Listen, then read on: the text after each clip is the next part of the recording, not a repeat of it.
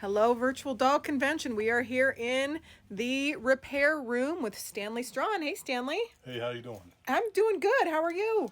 Hanging in there. Hanging in. Hey, thanks for being a part of our impromptu Virtual Doll Convention that's happening this week. You're welcome.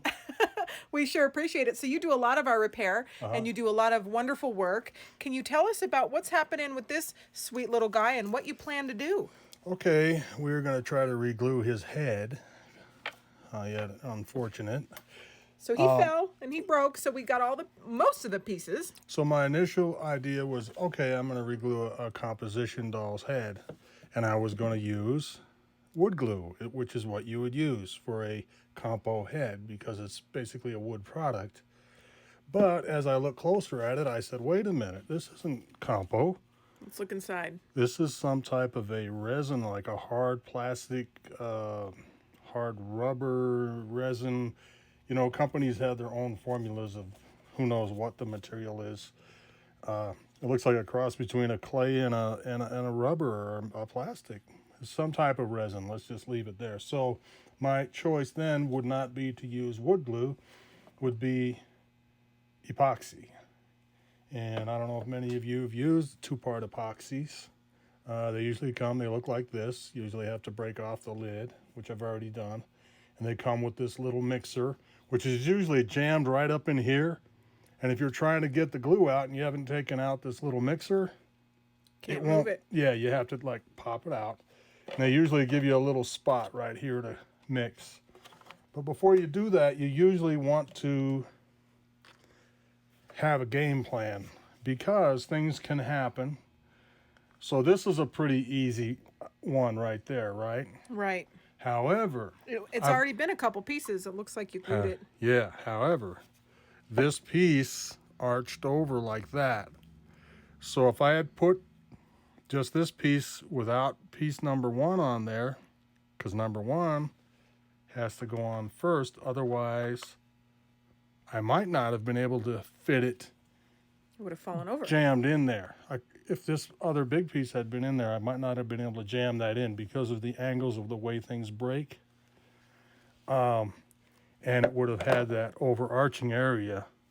So what you generally want to think about is building things upward when you're regluing, if you can. Everything is different the way it breaks. This little guy, I feel pretty confident that we can glue this together. And then I have some of the other pieces numbered. I took a pencil and numbered them. You know, sometimes you think, no, I can't do it that way because now there's an overhang over here. So down the road here, I have some smaller pieces. Try to keep all your pieces together. And it becomes kind of a puzzle if you like doing puzzles. But the thing about working with epoxy is you usually have 5 minutes. And right before it really starts to harden, you have some fudging area where you can kind of like push things into place a little tighter and get the angle right. Because as you glue things together, if you're a little off on your first part and then you have several others and it gets more and more apart, your gaps will be bigger. Sometimes you have gaps anyways because when it breaks, little tiny chips come out and you'll never get a completely tight seam where they join. So you have to come in with like I use a wood tone putty by Staples. It's a latex. But anyway, let's try to get this piece started. He's kind of squinting, so we don't have to worry about setting eyes on this guy. That makes it a little bit easier. Yeah. So what we're going to do, you pop this open, and you always want to try to get even amounts out. And you kind of just have to gauge. Sometimes you'll have a little left over. You see from before I had a little left over. But you try to push out equal amounts. In this case, I'm not going to use that because I'll get mixed up by looking at the old mess. I use little pieces of card from like when you get your paints done or from the original card, but you want to use that shiny side, not the part that's got fibers in it. Okay. use a shiny tip. side from a soda carton or something like that where it's shiny. This is a good stuff from when you are matching paint colors. So you try to get the same amount. You try to gauge about how much you'll need. Sometimes you're wrong. You want to get more than less, because when you have less, you're like, oh, I got to mix up some more real quick. I'm guessing that's going to be about enough to get this top part of the head on. So what you want to do is get equal amounts out and mix it up thoroughly. I'm using a toothpick here instead of the official mixer, because you always lose these after a while. So you want to make sure it's really well mixed, or else it will not harden correctly. Okay. My question is, how come they don't just mix it together before you get it? Because it would be It just doesn't react the same. It would be a brick. Okay, all right. It's a chemical reaction. It's a chemical reaction. reaction. One's a hardener and the other side's the whatever you call it. Okay. So what we try to do is get it nice and well mixed. So I think that's pretty well mixed.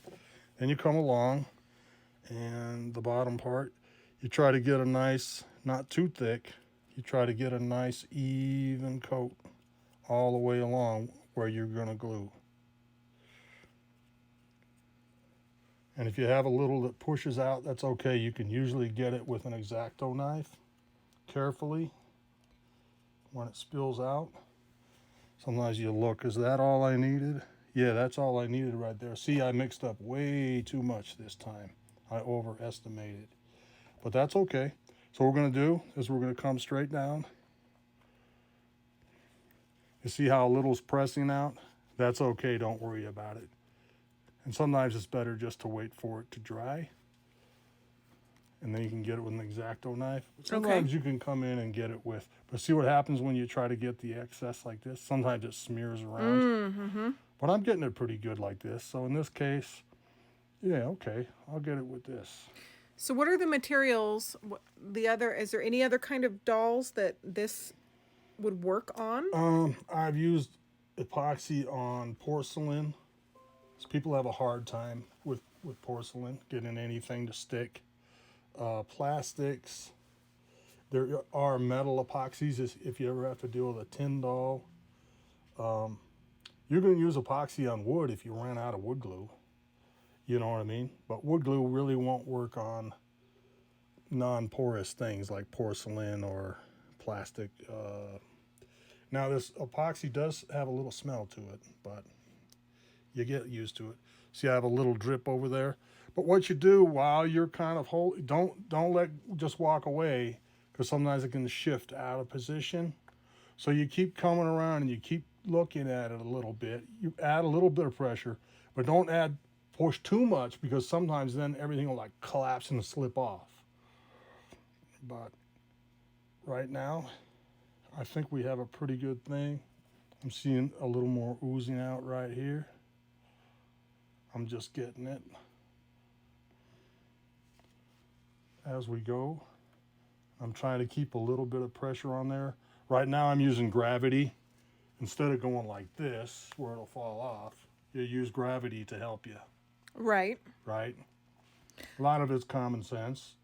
But if you've never used this material, but the main thing I've found out when you're regluing things that are in multiple pieces is have a pretty good idea before you start about the order in which you're going to put things. Because right now, I'm worried about how am I going to get things in here behind this ear. It could be difficult. You know what I'm saying? It might be a problem. I haven't even completely figured out where all the parts go.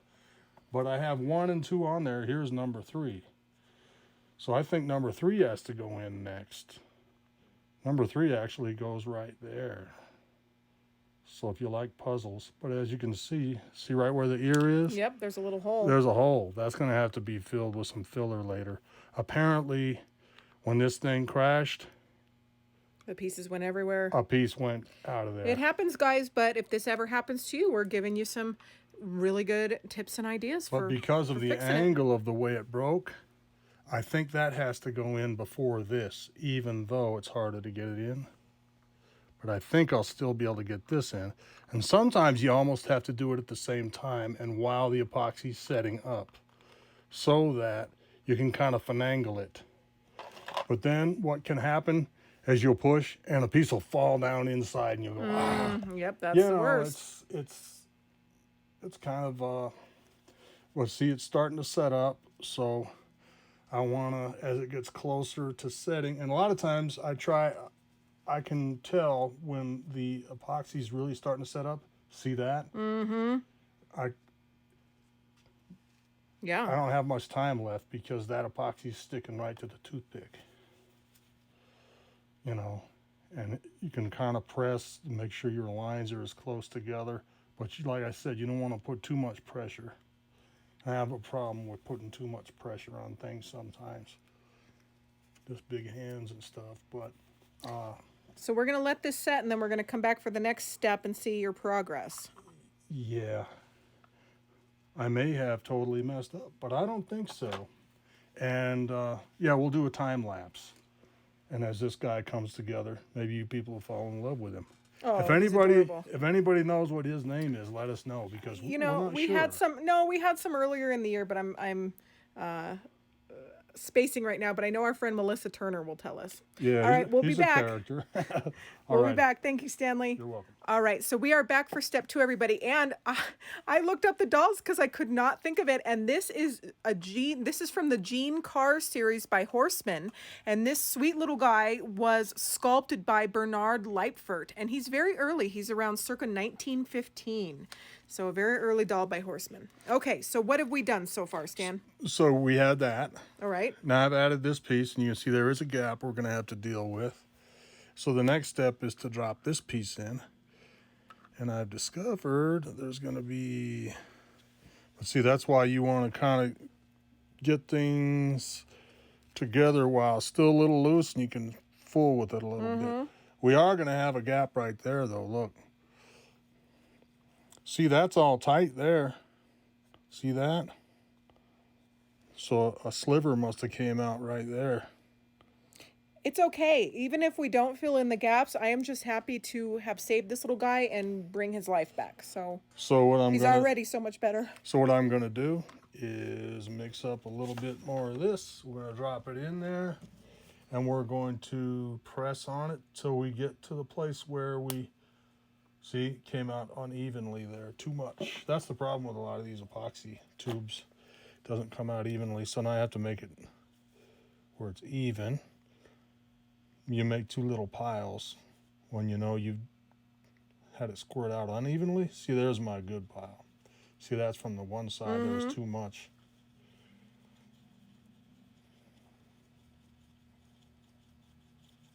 As you mix it, What do you guys think, everybody? Isn't he so cute? I love him. Look at that little tooth. Yeah.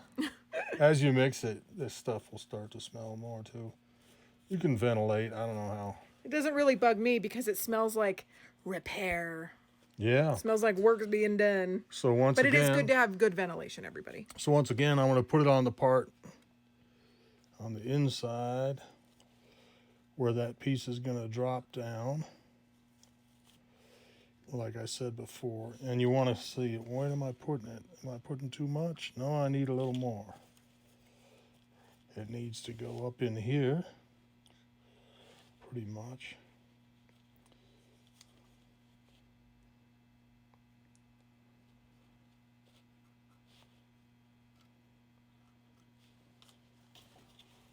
So then, you get your angle.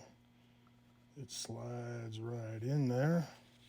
But see, the other side isn't completely set yet, so I can kind of push it a little bit. So you want to kind of wait till it's not exactly set on the piece before you're doing, because then you can kind of move it a little bit, bend it a little bit, but it's starting to set up already. See how that's really nice and tight there? But we have a gap here I'm going to have to fill. Unfortunately, it's right in the middle of his noggin.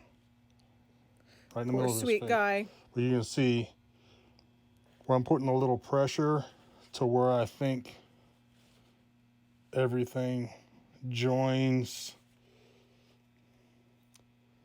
as well as it can and as accurately as it can.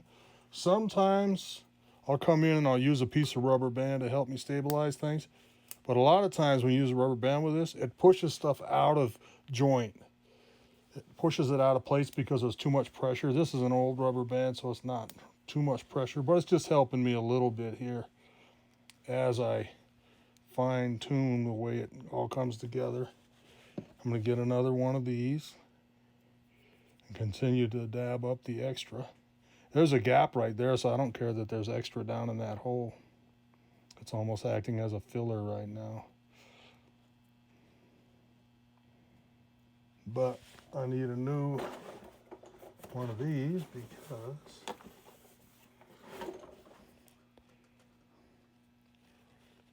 I'm dabbing up this excess epoxy that's popping out. I use those for when I get excess mascara on my face. They are the best. Raise your hand out there, everybody, virtually, if you use Q-tips for everything. You try to look at everywhere where you're joining together. Right. And sometimes you have to rob Peter to pay Paul a little bit. It's not quite touching here, so I have to make it a little more off up there, or like vice versa. And what happens sometimes when a doll like this, especially if it's made of a resin or something, or even porcelains, this will happen. If they take a big impact, that impact can actually warp it a little bit, and you'll never get an exact match of all your lines. But if you squeeze a little bit, and like I said, not too hard so everything doesn't collapse on you, sometimes you'll see that your lines come together a little closer. And sometimes what happens is actual paint pulls off of things like compositions, but there's an actual sliver there that's missing. There has to be, because I can see all the other lines are totally tight around there.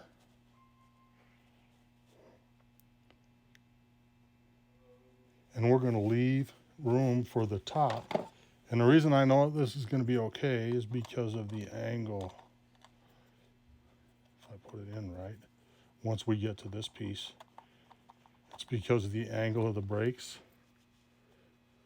So I'm going to push that in there so I know I have enough room. See that pushed out this way? It was pushing in a little bit that way. And then when I did a test on the next piece that's going to come in, did you see that? It pushed it out a little bit. So you want to do that before the epoxy is completely set up. You want to make sure your next piece is going to find a home easily. And because of the angle of the brake, see, things don't break on a completely square angle like this. They break on angles like that. And it's really hard when one side is going like this and maybe the other side is doing the opposite. You know what I mean? But in this case, all the brakes are going the same way. And that's the reason it drops in as easily as it does.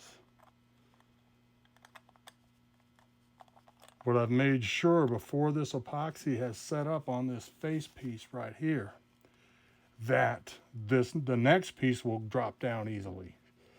And I did the same thing between the earpiece here and this face piece. So as you can see, he's going to be a happy little guy, comparatively speaking. This back area here will be tough because I have a lot of little pieces, but we'll show you the final product. All right, Stan, you keep on keeping on with this, and we will be right back, everybody. Thank you for all the awesome tips. You're welcome. Okay, we're back. Good job, Stanley. I've been watching you piece our little Humpty Dumpty here together. Yeah. He's looking so much better. As you can see, there was a lot of finagling that had to be done. And as this epoxy sets, I'm just finalizing some of the joints. That's the good thing about it. As it sets up, it's still a little flexible and you can push things into position a little better. But as you can see, we do have, remember that crack? I've discovered a few others where things chipped out apparently. There's even one right there. And what are you going to use to fill that in? So then? what we're going to do, The putty? we're going to take this, actually this got clogged up and I had to like, it broke right there, see that?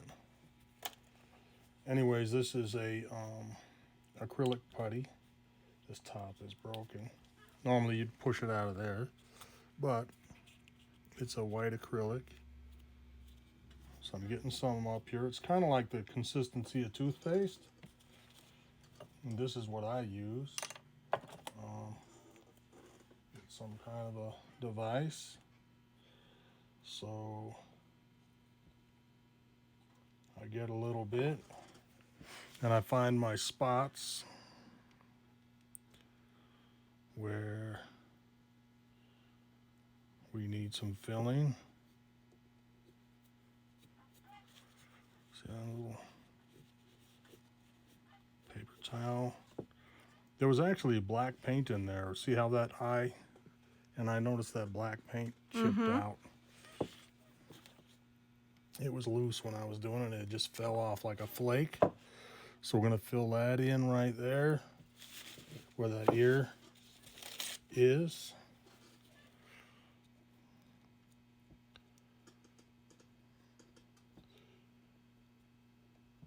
A good thing I like about this acrylic putty is it doesn't shrink like wood putties do and have that horrible texture. It has a real nice smooth texture. You can see all the little places that I see where some tiny chips came out and I'm filling them, or where it didn't. See right there is probably where the impact was. See how it looks like a bash happened there? So I'm just getting all of these little places where damage has occurred. I'll get it nice and smooth. One thing is good about this acrylic putty is you can wet sand with it. Sometimes I've even come in with just water on my finger and just went like that, and it actually takes a little down and makes it nice and smooth. So what I'll do is let this dry, and I'll come in and I get a reasonable facsimile to close where I don't have to do as much sanding. So I'll get these areas filled. And then when I come back in on the next day, this doesn't take long to dry in Colorado, especially because we have such a dry climate. Not as dry as Arizona, but almost. So it dries pretty quick here.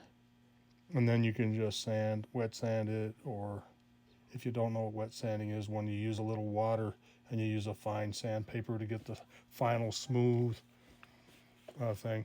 So what'll happen is I'll see there's a little gap in the back. Just look it all over while I have this stuff out. And then the next time I come in, since we're late in the day here, I'll just get my paints out and I'll blend it all together as well as I can. I don't like this, it's yeah, that right there, it's still a little wet, and I see the joints aren't real close. Sometimes by the time you get to your last pieces, because things are a little off, it amplifies all the way back. Now you're off quite a bit. But since we have some sanding and issues here, I'm not that worried about it, because I can sand any ridges that aren't quite flush back together. And just like you would join wood if you're a woodworker. What you think, virtual conventioneers? This is a lot of really good tips. We are learning so much. I will be interested when we come back to see the sanding process and a little bit of the paint. So we're going to let this dry. Okay, guys, we'll be back. Thanks, Stan. Hey, Stan. Hi. Hey, so we're back, you guys. We had to have some time pass because Stanley has been working on this little fella, and look how cute he looks. Can you believe it? It's back together. You can still see the cracks and stuff, but you know, you take it to as far as you can for the value of the doll. You don't want to spend 4 million years on something that's worth $50. I'm just making him feel better though. Oh, absolutely. If you go back to the original. Hey, Stanley. Hey. Hey, it's so good to be back. So you have been working hard on this sweet little guy and bringing him back to life. A little bit. Look at this convention. What do you think? Stanley, what did you do? Well, I went all the way from finding the parts, and we rebuilt it up. In areas where there was chipped out, I filled in with some acrylic putty, did some sanding, some painting, and a final splash of a wood sealer, like a wood finish is what I use, a spray wood finish by Deft. I went ahead and tried to match the colors as well as I could. You can still see some of the cracks and things, but that's par for the course with somebody that's been as crushed as he was. And it's so important that we save this sweet little guy. yeah. You did a wonderful job. Thank you. Virtual convention. Please join me in thanking Stanley for showing his tips that he did in his little process here. We really appreciate it. Stanley, you're a very talented person. We're so lucky to have you here. Thanks. And thank you for sharing with the convention. I hope you guys enjoyed this. All righty. Have fun. All right. Bye. Bye.